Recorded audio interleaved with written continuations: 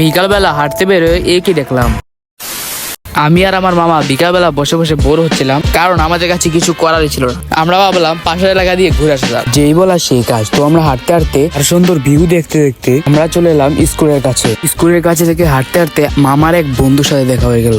কিছুক্ষণ কথা বলার পর সে বলল বাজারে যাবি, এখান থেকে একদম কাছে। আমরাও বললাম তাহলে যাওয়া যাক। এতে যেতে আমরা এই বাড়িটি দেখি, ভাবতেছি কোন নেতা দেশের এত টাকা মেরে দিয়ে এখানে এই বাড়িটি তৈরি করেছে। যাই হোক, এইসব গবেষণা আপনাদের বলা যাবে না। আমরা গবেষণা করতে করতে আমাদের পাশের এলাকায় চলে এলাম, যেখান থেকে বাজার একদম কাছে। সেই এলাকা থেকে একটু হাঁটার পরই আমরা বাজারে চলে এলাম। বাজার থেকে একটু সামনে যাওয়ার পরে দেখি আমাদের বয়সী একজন ছেলে পেলে ফুটবল খেলতেছে, যেখানে দুজন মুরব্বী আমাদের বয়সী ছেলে পেলের সাথে ফুটবল খেলতেছে। এটা দেখে আমি তো পুরোই অবাক। এখানে ফুটবল খেলা দেখে আমার মামা আর আমার মামার বন্ধুরা এখানে ফুটবল খেলতে নেমে যায়, তাদের জিনিসপত্র আমার কাছে দিয়ে। সব কাজ খালি আমার উপরে, আমার উপরে।